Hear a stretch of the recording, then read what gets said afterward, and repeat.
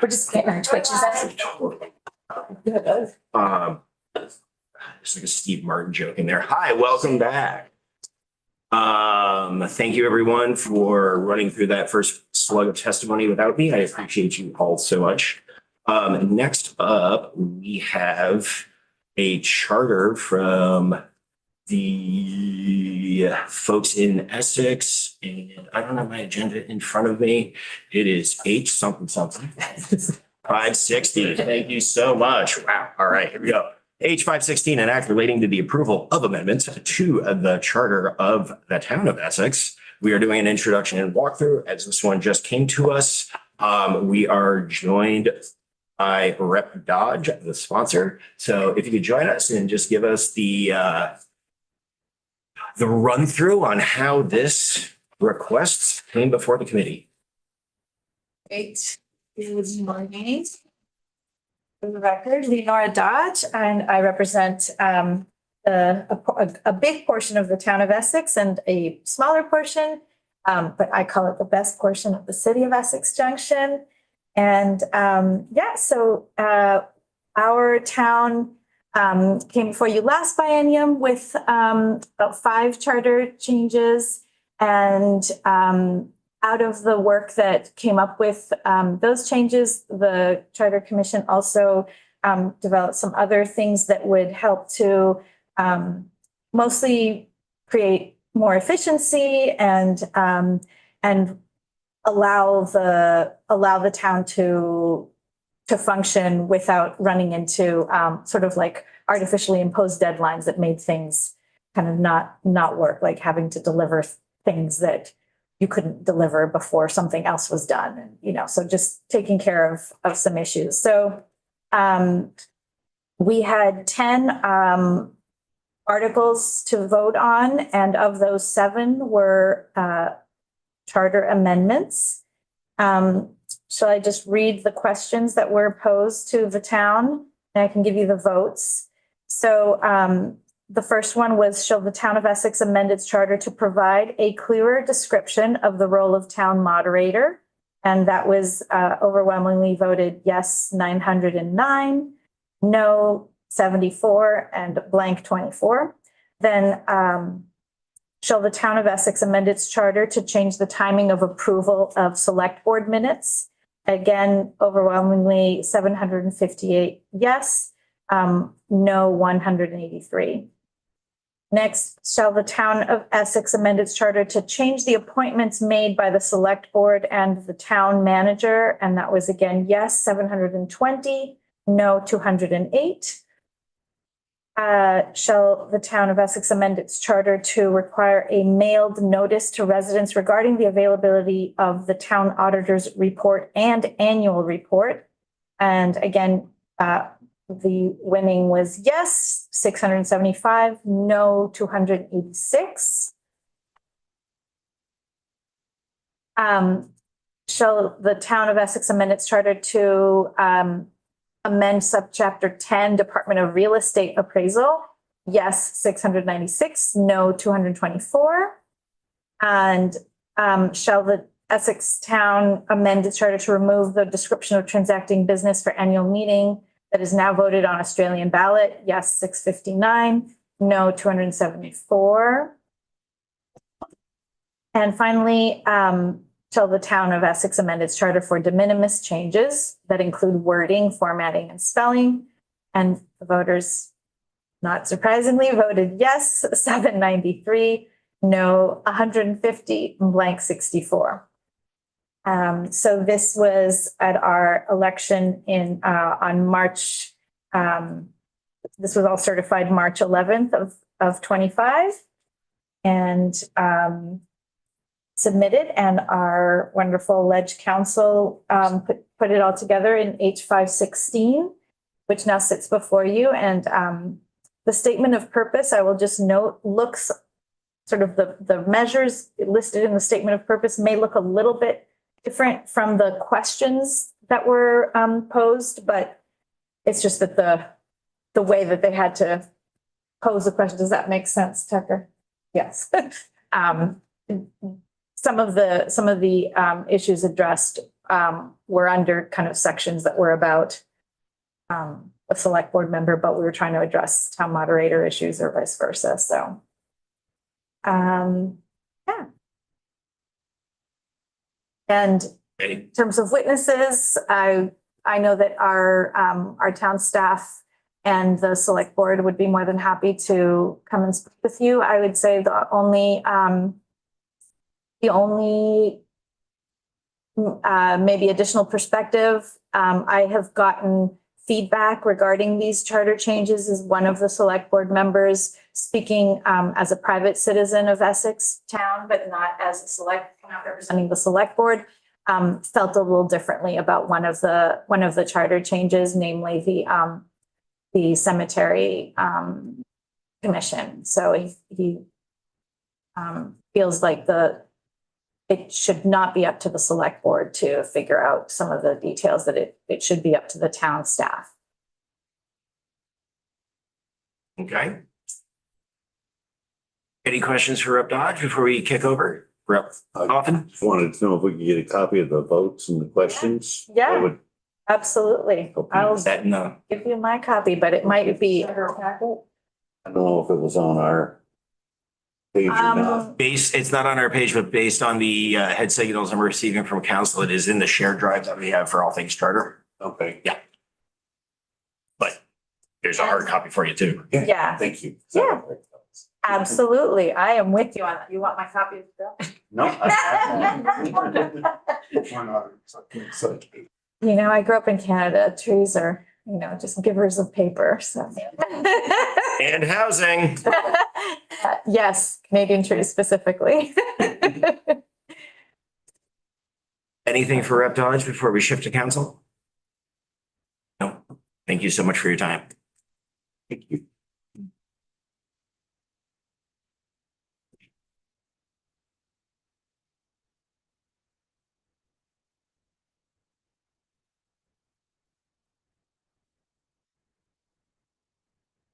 Council, how are you?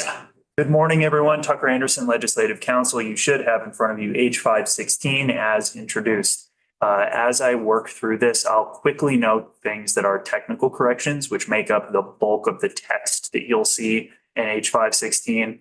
And I'll call out and walk through in more detail the substantive amendments that the town has suggested for their charter. Start on page 2. Section 1, you're familiar with, states the date that the voters approved the charter amendments and expresses the General Assembly's approval of the amendments as they're set forth in H516. Section 2 amends 24 Act VSA Chapter 117, which is the Town of Essex Charter. The first 2 sections on page 2 contain technical corrections, updating references to statutes so that it calls out the official name of the Vermont statutes annotated. Town went above and beyond with some of their proposed technical corrections as well, calling out correct citations and cross references, which I will say most of the charters do not have. In section 103, 2 more technical corrections, eliminating some legalese, updating references to the Vermont statutes annotated. In section 204 on page 3, eliminating some redundant language and updating the name of the select board. On page 4, and we are still within section 204 of the town charter, we have the first instance of a substantive amendment. This is in subsection C, and it deals with instances when a select board member seat may be deemed vacant, and updates the bases for a vacancy for a member of the select board to include change of residence outside of the town. So if a member is no longer a resident of the town, that triggers a vacancy and the replacement of that member. You'll notice some underlined language added to the end of this section. This language already existed within the town's charter. It's just getting shifted to the end of the subsection, and that deals with incapacity, including instances when a member of the select board fails to attend at least 50% of select board meetings in any calendar year.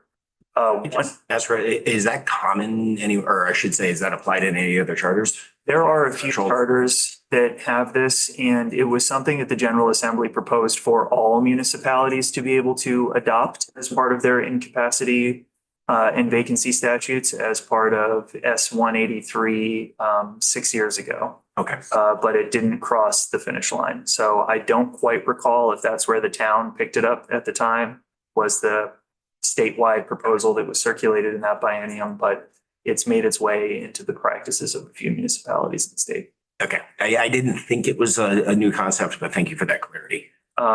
I will just flag incapacity as a basis for replacing a select board member, because in the new subsection D that follows, we're going to deal with the town moderator and instances when that office may be deemed vacant. And you will note that incapacity is not included as a basis for a deemed vacancy. So in subsection D, it states that the town moderator is going to perform the duties prescribed by law and preside at all town meetings. That would, the way that's framed, be the annual town meetings. But in the moderator's absence, the town clerk shall call the meeting to order, and the first order of the business is the election of a moderator pro tem for purposes of the meeting. So if the moderator is absent, town clerk calls the meeting to order and the voters elect a moderator pro tem. You have the duties of the moderator called out here. They don't deviate from general law, preserving order and the conduct of business at those meetings. If you move into page 5, you get into the vacancy provision. In the event of the death, resignation, or change of residence to a location outside the town, the select board may appoint a person eligible to fill that position until the next annual or special town meeting. This is built in so that you have a moderator that is appointed until one of those meetings, but I would note that this might not be legally necessary, because even in the absence of the town moderator, they've already proposed here that the voters are capable of electing the moderator at that meeting where the moderator is absent, immediately electing a replacement. So it'll be interesting to see how the town manages this moving forward. And no incapacity as a basis for the select board exercising its authority to appoint a moderator.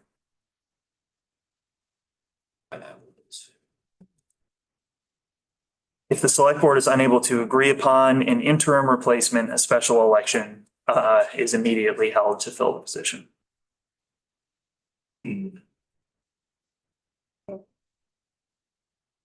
Typically, how many meetings?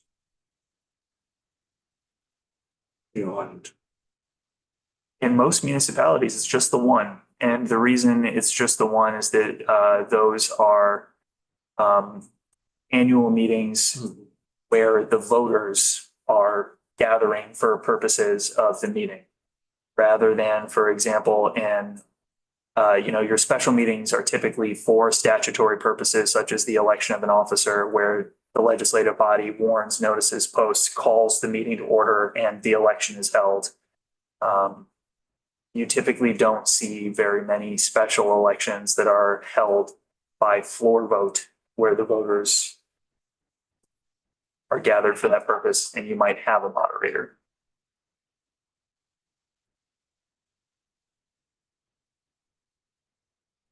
But I don't know how they do things in the town. The town might have special practices. Section 205 contains technical corrections to the name of the select board within the charter. We're going to move into page 6. Section 6, you have technical corrections to the pluralization of a term, to the name of the select board, and then a substantive change about the approval of minutes. And with S59, you've talked a lot about whether minutes actually have to be approved, and there is no legal requirement for the approval of minutes, except that the town in their charter does require that minutes be approved. And here, the current requirement is that the minutes be approved at the next meeting. And they are changing that so that it reads, as soon as is reasonably possible is when those minutes will be approved. Section 207 contains technical corrections to the name of the Vermont statutes annotated and a correction to an internal cross-reference. Section 208, these are appointments by the select board, and if you move on to page 7, you'll note that they are adding the cemetery commission as a commission whose members are appointed by the select board. In subsection B, there are technical corrections, including updates to the title of the Vermont statutes annotated. In section 209, if you move into page 8, right at the end of the section, there is a technical correction to the title of the VSA.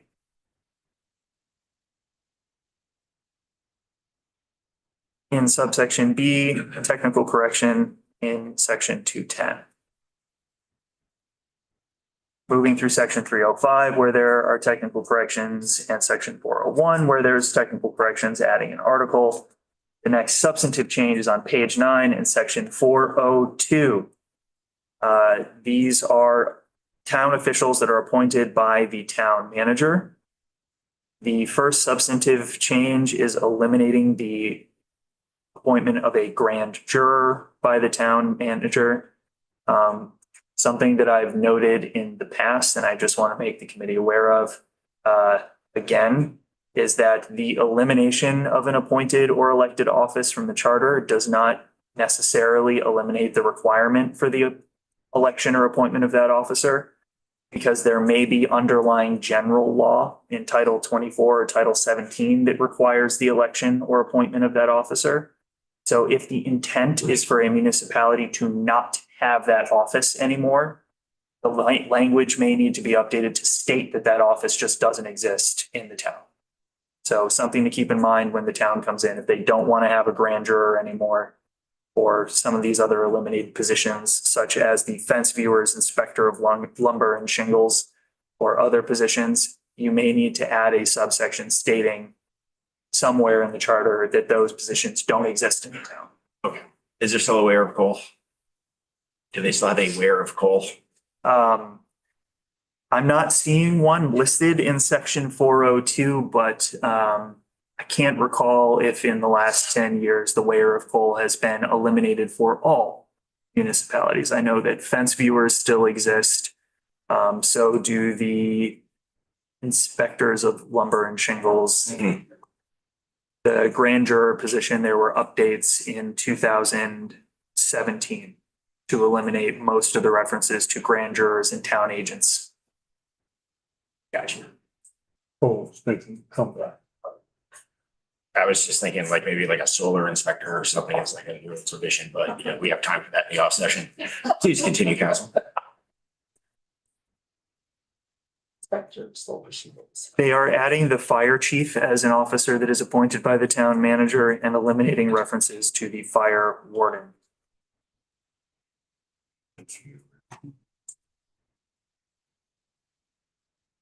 They have added a kind of drop dead date by which the town manager may exercise the appointment of other officers when the select board has not acted. Right now, there's no temporal element in the charter.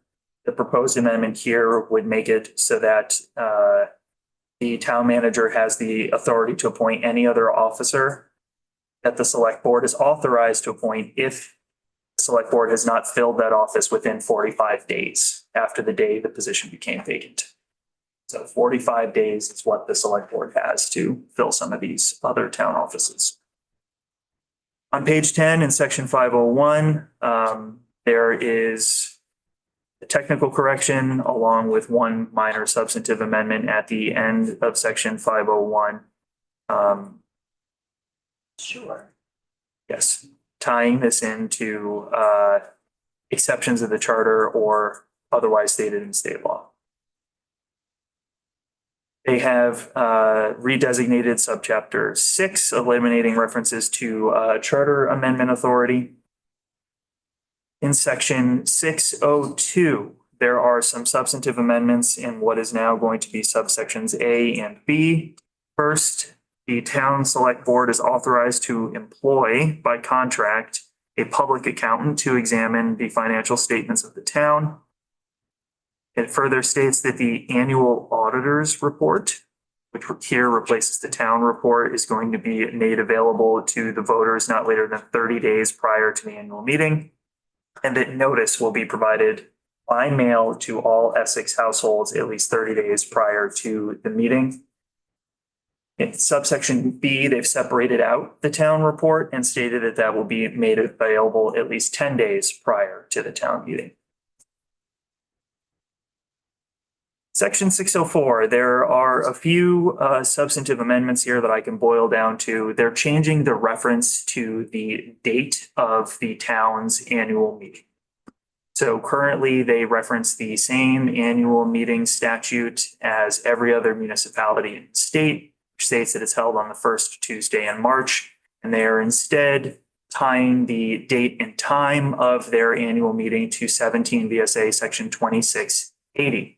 It's an interesting cross-reference because almost all of section 2680 refers to the procedures and implementation for voting by Australian ballot in local elections, except for the very last subsection, which allows for hearings to be held in the 3 days preceding the annual meeting, which is held on the first Tuesday in March. So it's a bit of a roundabout reference to that date, but I'm assuming that the intent here is to expressly acknowledge that they can hold informational hearings ahead of their annual.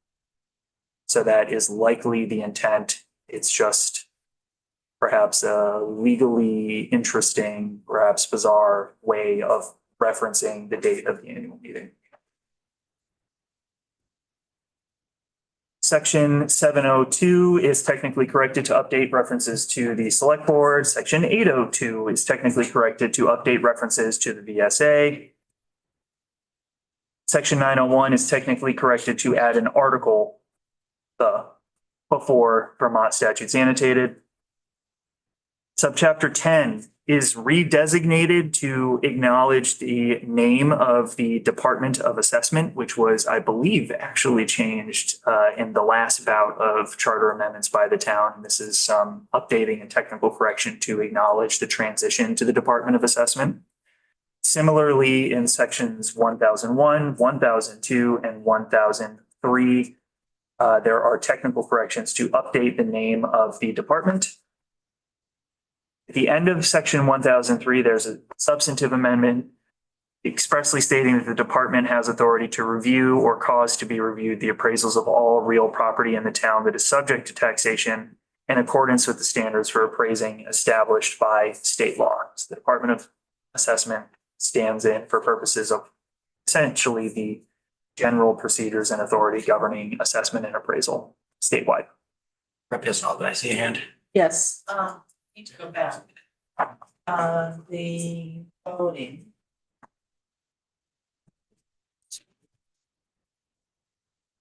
In section 604.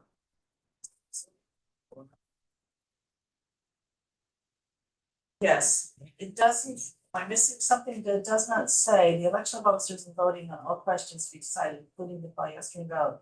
It doesn't say, it says shall take place on the day, but it doesn't say prior to the annual meeting. Because ballot boxes and voting machines shall be open for a minimum of 6 to 10. By state law, they have to close at 7.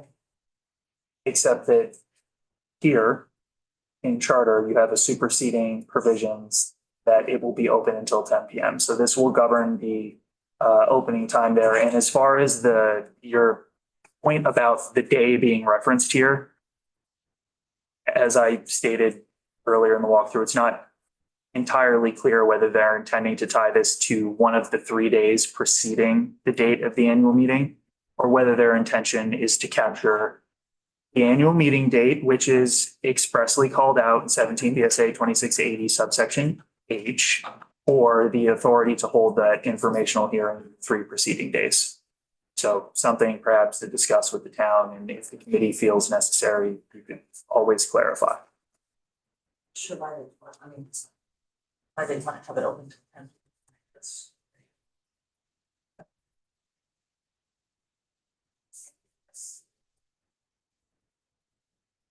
In section 1005, the Department of Assessment is granted the same power and has the authority to discharge the same duties in the same manner and be subject to the same liabilities as listers.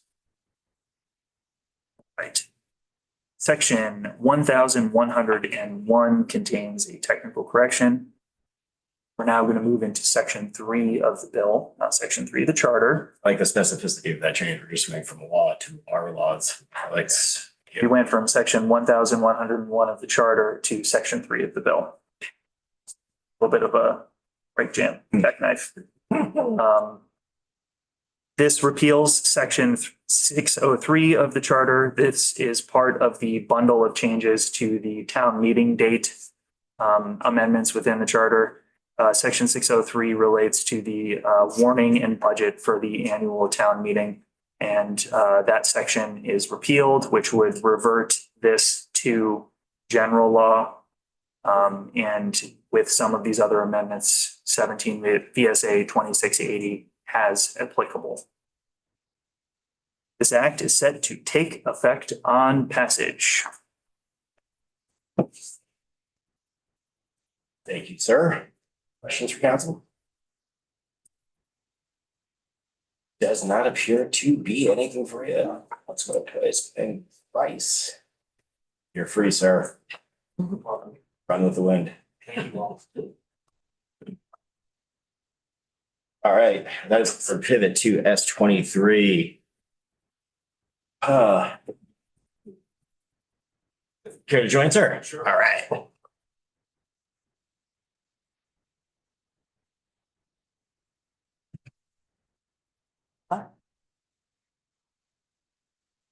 Morning.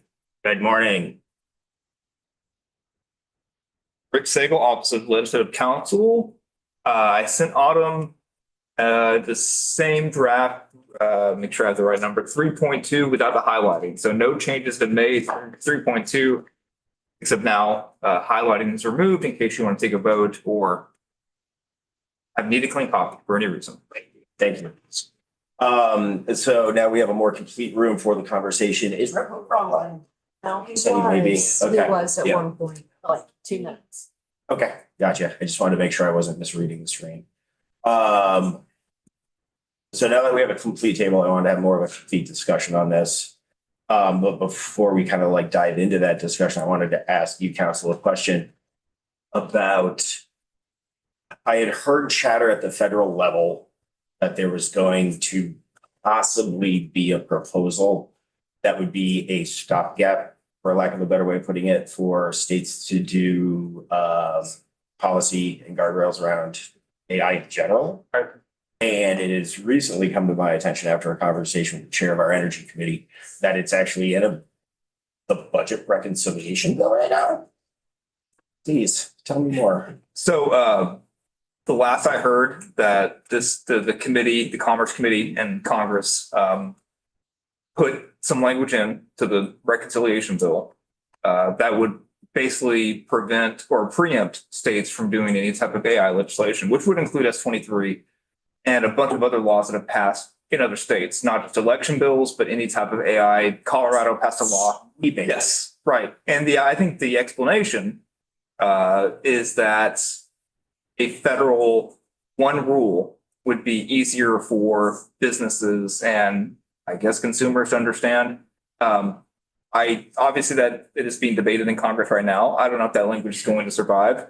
I would advise the committee not to, do what you normally do and just understand that could happen. And there's not much you can do to stop it except writing to your Congress member if you feel strongly about that. But yes, that is. There's actually already a letter being drafted that chair is signing on to. Yes. I am aware of the letter. It is moved through my inbox once or twice. Yes. So that is being debated. It would affect this legislation, but it would affect thousands of bills across the country that affect AI. Okay. So, yeah. All right. Yeah, it was all over the news this morning. Yeah, it was, Not all over, but it was a component.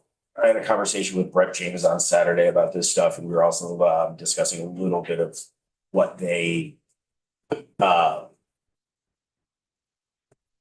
what they had for a presentation from Norwich University, which I was also very keen on us doing at least a component of that in and around this type of policy. But they're not available until the end of the month to do that with us. But she felt it was very valuable without telling me what they were presented, because it was executive session. She said that she felt that at least this like deep fake election security component of the presentation would be of great value to us. So, and I agree. So, so I guess my question for the table is, in light of some of the conversations we had with this previously, some people being a little skittish, we're wanting to wait to see what happens, if anything happens with some of the federal stuff. And now in light of this new piece, and also the recommendation that we receive a portion of the presentation from Norwich, I guess this is the part where I open it up for discussion. Brett Waters, Evans, then Stone. I would say that this current federal situation would be all the more reason to pass, to move forward with S-23 as soon as possible. 10 years is a really long time. But I think it's, if they're going to be, I don't know. I just, this technology moves so rapidly. To say a decade worth of technology is going to be banned from states making their own laws about it. Who cares if that federal law passes? I think we have to do what we can right now to protect the state of Vermont. I also have learned some stuff about what the Norwich presentation was about, and just from conversation I had with people who heard it, and it seems like the gist of what I heard from folks who attended that or went through that training is that it would in their perspective give us all the more reason to pass this as soon as possible and to move forward with it because it's such a serious issue. So in light of just those two things that you brought up, I don't think there's any reason why we should wait for this. If we waited to not pass laws because we were afraid they were going to be challenged somehow, we wouldn't pass any laws. And people are challenging laws all the time. I'm speaking in hyperbole. I know you disagree, but like speaking in hyperbole, we are challenging people fairly all the time with things that we do here. And I think that it is important to do so. And I really, I think the timing of this is important, that we make it happen as soon as possible. I know we have a couple of years until there's, a major, or until there's another presidential election. But I think just in light of even the fact that we have, that this is really infiltrating, like trickling down into local elections and, statewide elections and our federal delegation, those kind of elections stuff. I don't see any reason to wait or to pause this because of what might happen in Congress. Well, I just want to say that I see that as being a component of it. So, and if we were to stay on top of this language, say that we did wait, the structure of the bill itself with the 90 days out on an election provision, if we were to riskily move this with it being as on passage to go into place should the governor support, then it would still be structurally in place for the next election cycle. So my question for you, council, is if we were to pass this now and it were to go into law, the federal law would block it. It'd be potentially preempted. It depends on the final language still being debated, right? But I think the intent is to preempt every state's AI laws. That was my understanding as well. I just wanted to ask that on the record. Rep. Stone? And I just want to clarify, there would be room for amendment or rulemaking if federal change, if federal standards shift after 2026. Like, I know this is I'm just saying it to say it. We can make a law and change it or add to it or correct? Right. Okay, so I just also want to say that if we wait 10 years, that's 5 major election cycles. That's 3 presidencies. So I agree that that's a long way to wait. And I know that in this legislative body that we regulate other evolving technologies like pharmaceuticals, cybersecurity, without waiting a decade to get it right. And just knowing that this bill can evolve is good to know, but I do feel that core protections need to start, that we need to start that conversation. Not just the conversation, but put something down now to protect election officials and voters and give them clarity. So yeah, I'm not a fan of waiting. This technology is developing as we sit here and live and breathe in this very moment. I totally agree with that. I mean, the scariest part is the technology is actually updating itself right now. Yeah. Burying our head in the sand because we're afraid what it feels like. And I don't think that this bill like is actually, it's like a very vanilla starting block. That's how I feel. And it's like a good place to build from. It's a good baseline. For sure. That's my 2 cents. Any other comment for right now? From other folks? There you go. Thinking, I do want to point out that AI affects everybody and we're in like a global economy. So if Vermont had not just an election law dealing with AI, but any laws that deal with AI, we're going to be subject to the entities that we do business with. And I do think that outside influences on elections are in some way better regulated at a national level. And I think that's what this is maybe trying to accomplish eventually, is some kind of federal legislation to try to get a hold of the fact that we don't really have boundaries when it comes to using the internet. It's not just the state of Vermont and users in the state of Vermont. This law targets those who are affected within the state of our election process, but I think it's a bigger issue than just the state of Vermont. I feel like I have not, and I'm trying to, rack my brain to figure out who else we need to hear from. But I feel like we have not heard from everybody that we need to hear from on this. And I'm trying to explore every avenue. Obviously, the Norwich folks, I brought that up because I heard some really good feedback that they would be helpful in terms of this elections discussion. So, And if I recall, they weren't available till the 27th. correct. Yeah.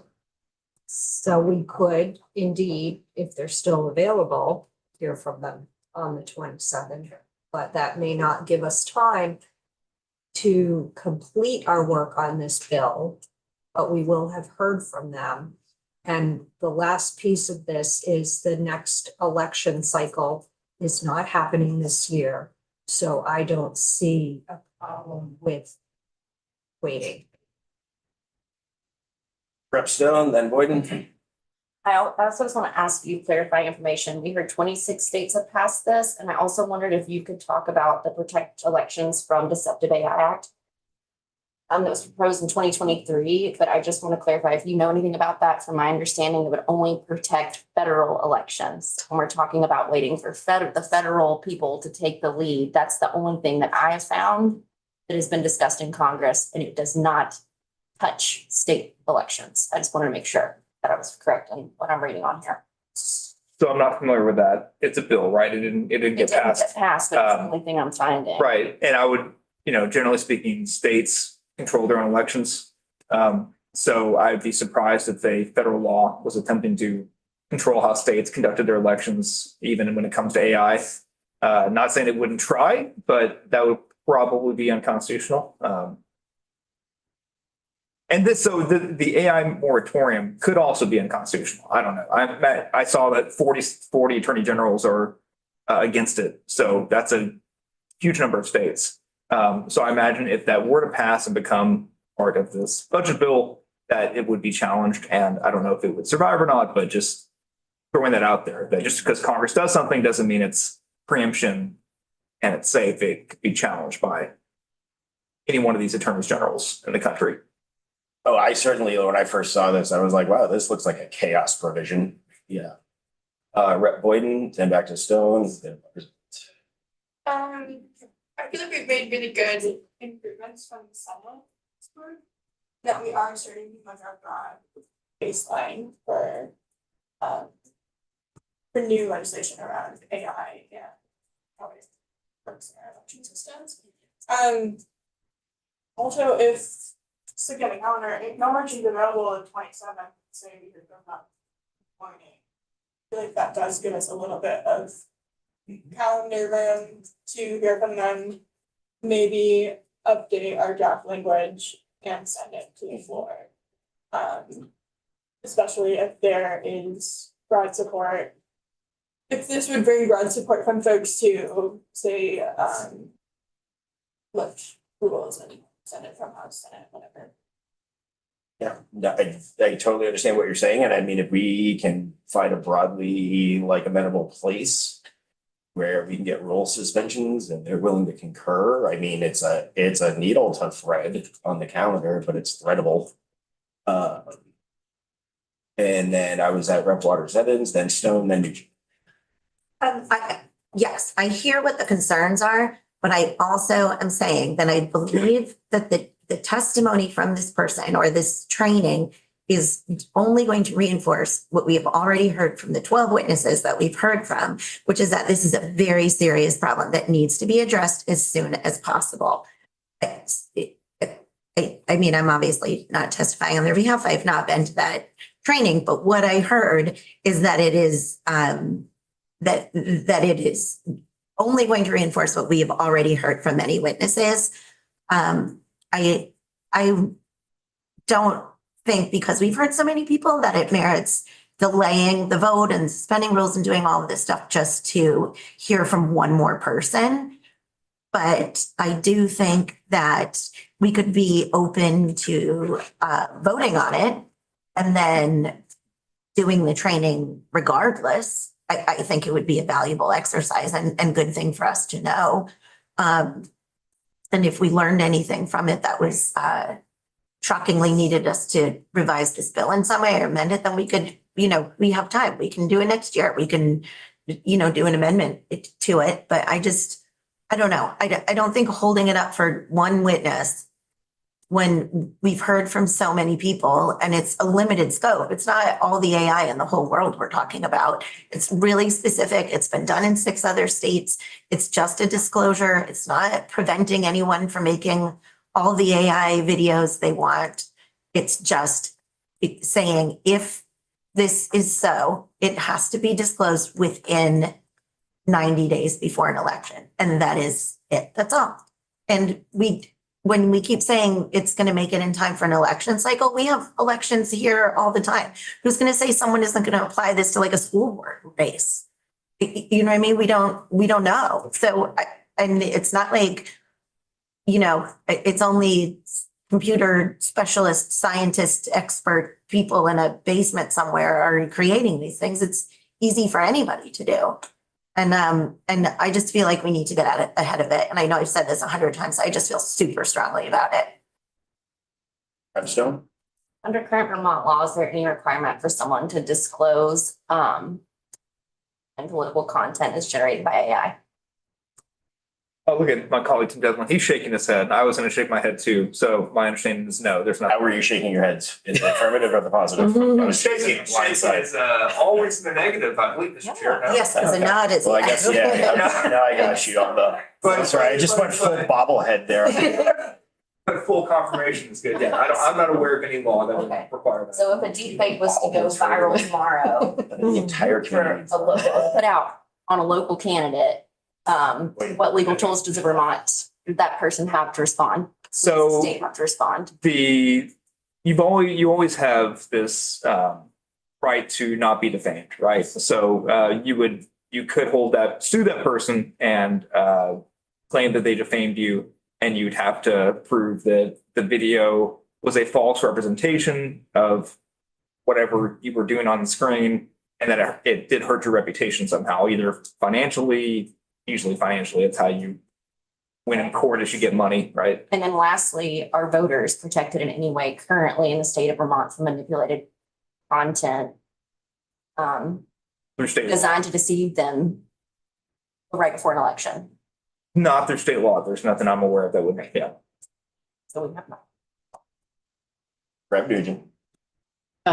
Sort of actually similar, same vein. I was thinking if we did spend more time on this, it would be helpful for me to understand or like see like kind of like a side by side, but what the current conditions and laws are and what the future conditions and laws would be based on this bill, because it seems like it's pretty narrow and probably won't like address the entire kind of concerns that people have with AI, and or there are, some existing laws in place that we can address some of our fears and concerns about how AI is being used.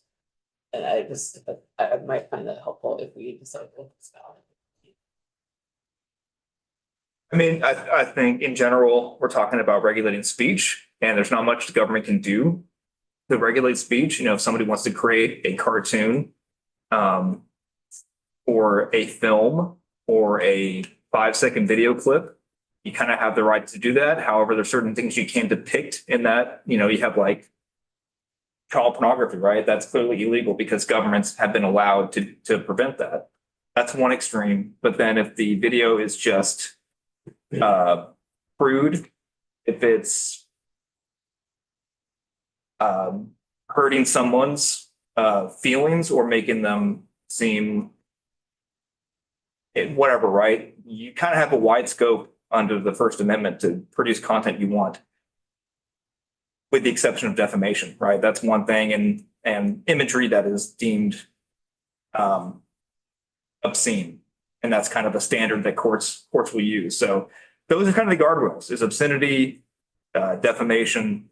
There's not really other laws because government is, really kind of stays out of the way when it comes to speech and regulating what you can and cannot produce, if that makes sense.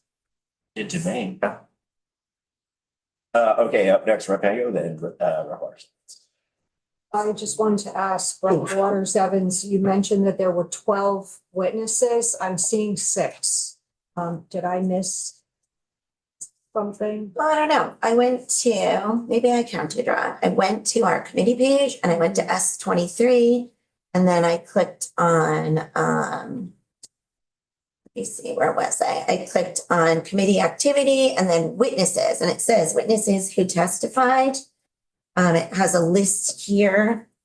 House Committee on Government Operations and Military Affairs, Alana Beller, Brian Collmore, Tim Devlin, Quinn Houston, Adam Kuchik, Wendy Mays, Falco Schilling, Rick Sagel, Sean Sheehan, Wendy Underhill, Leslie Welts, and Dylan Zawicki. Okay, I did not follow you. I'm sorry, because I went from. Oh, it's like committee activity. It goes to committee activity when you find the bill. And then also, some of them are overlap, but it looks like they had a couple in the Senate too. I watched some of that testimony as well, which I guess we could all do if we wanted to hear from everybody. I went to documents and handouts in the bill. And clicked on S23. And then I went to witness documents, and maybe that's where I made the mistake, because this is only probably witnesses that's submitted written testimony. So from there, you went to witness, I think. Yeah. But that brings me to every witness that came to our committee. So I'm still not getting the same Okay, so- list as you. All right, so if you go to S23, Yeah, I can just stick the Just page to it, text the but page. while we're talking about it on the record, this is a good Yeah, lesson this for is great everybody who's for trying to the figure stuff public out. to Resource listen. utilization. Yeah. Yep. So if you go to, if you just do S23, YouTube church. and then it comes up on the screen here. Sorry, Autumn, we can't listen to two people at one time. I'm sorry.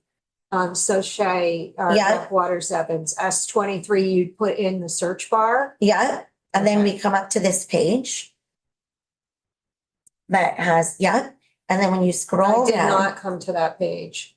So I must not be starting from the same place. let me see if we can start from the same place then. I went to the search bar, I got S23, The search bar for the General Assembly or our web page?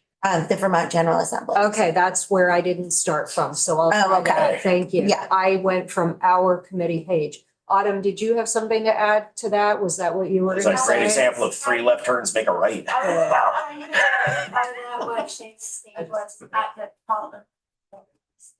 Yeah, Okay, yeah, great. and then you thank see status and you click on committee activity and then witnesses. Witnesses. Perfect. I've got the same page Okay. that you have. So if folks are going to our committee page, which I typically do when I'm looking at a bill that we're talking about in this committee, you will not get the same list of witnesses. You'll only get the witnesses who submitted written testimony to us. So that's a good lesson for me, as well as folks who might be listening, that there are different pages for different things. Or you know. Thank you. So and we don't have to address this right now if someone wants to, I mean, but we could, I suppose. I've heard a couple people say that they need more information. And I'm wondering, I know that it's hard to articulate what you want to know that you don't know, but also I am curious about what the questions are that people have that we haven't had answered yet about this. I had Rep Stone at Van Morgan. Okay. She seemed very focused. Do we have any process to identify synthetic political content as it circulates in the Vermont media markets? We meaning people? Yeah, The in states? general. Yeah, and states. So do you have any way of, repeat that, I'm sorry. Do we have any process to identify synthetic political content as it circulates in the Vermont media markets? Is there any oversight that we have as a state to Oh. identify that? There's no oversight. There might be tools that a consumer can use, right, to, I think of ChatGPT, and there are certain tools to detect if a article paper was written by ChatGPT, right? So there might be tools that a consumer can use to submit a video to, but that would be a consumer by consumer basis. It wouldn't be a state process or any oversight you have. And then are there any guidelines or how are local clerks or election officials supposed to respond to AI generated election misinformation under our current statutes? Are there any guidelines for how they would respond? Not a question I can answer. Is there anything? Not that I'm aware, right, not that I'm aware of. A clerk, okay, If they receive information that a video is deepfake, right. I mean, Like if they pull up Instagram, they're like, oh my gosh, somebody's posting something that says that they need to be at the polls at 11 PM tomorrow instead of 11 AM. right, Voting at 9:30 PM, but your vote counts twice. Yeah, totally. Yeah. Late night voting, but. yeah, so I'm probably not best to answer that question, but do they currently Back to there. have a duty to correct information? I don't think so. And there's no guidelines, like for it, there's nothing laid out that we know of right now that if a clerk sees or hears something or goes to Walmart and sees a sign posted that says, don't come to the polls tomorrow because our location was flooded, come on Wednesday.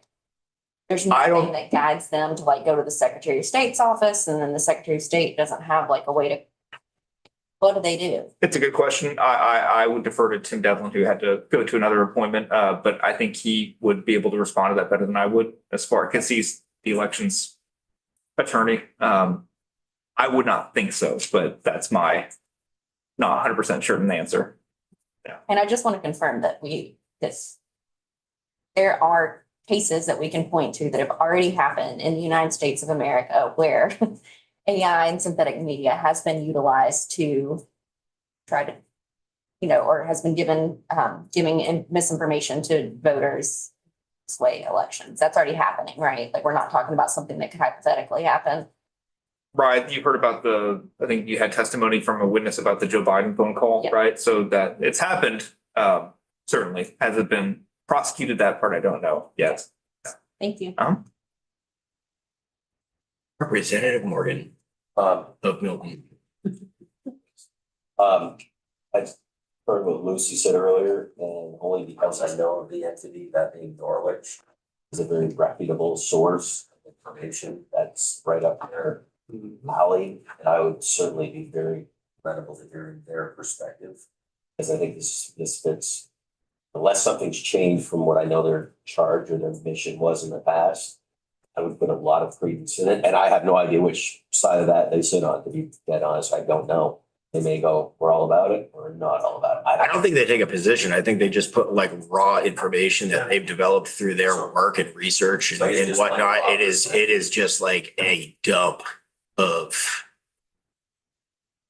It's like, well, and I guess that I just say it can't hurt. You know, What Hooper and Burlington. sanction, Excuse me. Yes, say again. which lends credibility. he said they were at one time a sanctioned entity, which lends. Gotcha. Okay, thank you. That's my 0.02 on it. Heard and understood. Any other hands for this moment in time? Okay.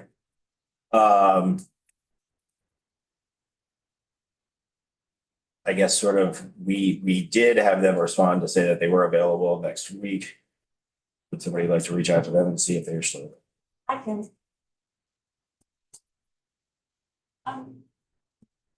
Or autumn can. I think. I think, there we go, a preemptive auditing. I was just looking last week. It's the only reason that I offered. That I wasn't here for my fellowship was learning about this. All right. All right, yeah, see what we can do and then we'll decide what we will do. All right, anything else to discuss formally before we break off for the morning? I know there's a lot of moving parts around the building. I guess updates. It sounded like Senate Appropriations was peeling the early childhood licensure off of the OPR bill, so that should be moving. That was chatter. I have not seen that as a formal. Cannabis is on the move. I saw one of the charters on the Senate calendar yesterday. I think it was Rutland, so heads up in charter world. Did H1 hit notice yet? Yes. Thank you. Cool.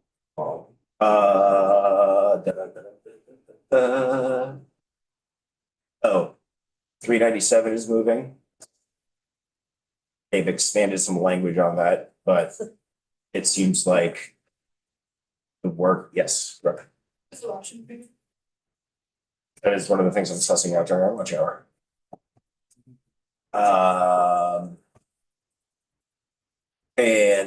Oh yeah, back to the flood bill. They did make some changes, but we sent that over as we had not received the body of the bill until the Wednesday before town meeting day, right? We knew we were sending that over with them to do notable work. So Rep. Wazazak and I have stayed attentive to the changes and communicative with Senator Callamore. So I don't see anything in it that is of concern. We obviously have to go over it and understand the nuance as a committee, but I don't currently have any red flag on that one. And then I think that's pretty much the punch list of a couple of charters floating around. I believe the only thing that's still sitting in Senate GovOps is the election. So yes, there's a little sit rep for everybody. Go. Just as an update, Rep. Nugent and I were working on the reports repeal bill, which Rep. Nugent sent out a spreadsheet to everybody with a report or two to look at. So we're gonna try to fit in some time later this week to talk about how you're doing on your reports and getting Well- some information to get back to Tucker. That's a great segue. So we don't have anything scheduled after the floor. I was anticipating more floor activity than is scheduled. I believe our esteemed clerk only has about an hour blocked off for the floor today. So I would think after the floor would be a good time for folks to take a peek at that report repeal project as getting started on, and that was a very directed speaker's office. So I guess Autumn, you can throw that on the schedule just so the public's aware of like what the workload is, but we will not go online on that as that is an individual project that does not require a forum. And I do have to give kudos to Rep. Pincinel and Rep. Coffin, who are almost complete with their work by now. Before some of us, like myself, have even started. I appreciate the accountability there, Madam Vice Chair, yourself, yeah, self-awareness. Yes, absolutely. Okay, anything else before we say bye-bye to the YouTube folks? Nope. Nope. All right, Autumn, please